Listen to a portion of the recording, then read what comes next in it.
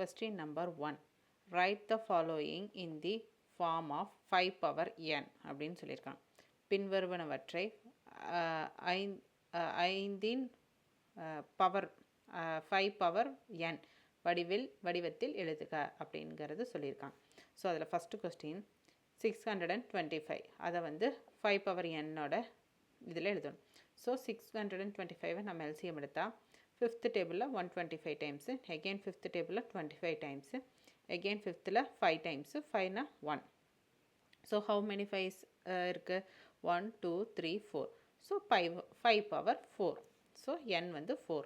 So 625ஓட value வந்து 5 power 4. இதுதான் அதுக்கான ஆன்சர். நெக்ஸ்ட்டு 1/5ன்னு இருக்குது. ஸோ 1/5னா அதை நம்ம எப்படி எழுதலாம்? இங்கே இருக்கிறத வந்து பவரில் 1 இருக்கிறது அர்த்தம். இது மேலே போகும்போது -1 மாறும். அதுக்கான ஃபார்முலா இது தான். 1/x பவர் 1னா x பவர் -1ன்னு தான் நம்ம எழுதுவோம். ஸோ இதை தான் நம்ம வந்து இங்கே அப்ளை பண்ணியிருக்கோம். ஸோ இதோட ஆன்சர் வந்து 5 பவர் -1. Next third √5.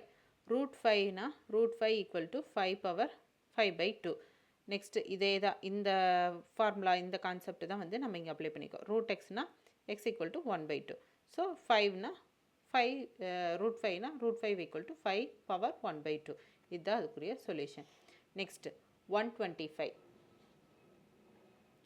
125 இருக்குது. ஸோ 125 கெல்சியம் எடுக்கிறோம். எவ்வளோ டைம்ஸ் வருது? 125 அண்டு 5 எடுத்தால் 5 எடுத்தால் அகெயின் 1. ஸோ 3 டைம்ஸ் வருது. ஸோ √5 × 5 × 5. ஸோ இதுக்கு வந்து காமனாக 1 எடுத்துருவோமா? 1 எடுத்துகிட்டு இதை வந்து ரூட்டில் எழுதுவோமா? ஸோ 5 √5. ஸோ 5 × 5 √5 நம்ம எப்படி எழுதுவோம்? √5னாலே வந்து இங்கே ஆஃப் இருக்கிறதா தான் அர்த்தம், ஸ்கொயர்டுன்னு தான் அர்த்தம். ஸோ இதை நம்ம ரூட்லேருந்து வெளியே எடுத்தோம்னா 5/2ன்னு தான் நம்ம எழுதுவோம்.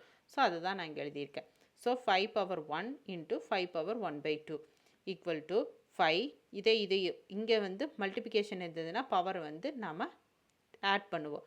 ஸோ 1 + 1/2. ஸோ 1 + 1/2னா ஸோ இங்கே வந்து நம்ம எல்சிஎம் எடுக்கணும். ஸோ இங்கே வந்து பேஸை வந்து ஈக்குவல் பண்ணணும். ஸோ 1 இருக்குது.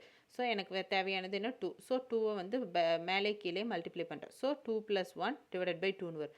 ஸோ 2 + 1 என்ன? 3. 3/2. 5 பவர் 3/2. இதுதான் இதுக்குரிய ஆன்சர். இது வந்து மெத்தட் 1. இதில் போட்டாலும் கரெக்டு தான்.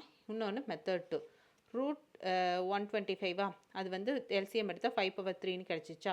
ஸோ 5 பவர் 3யை பவர்லேருந்து ரூட்லேருந்து நம்ம வெளியில் கொண்டு வந்தோன்னா 5 பவர் 3 த ஸ்கொயர்டுன்னு வருமா?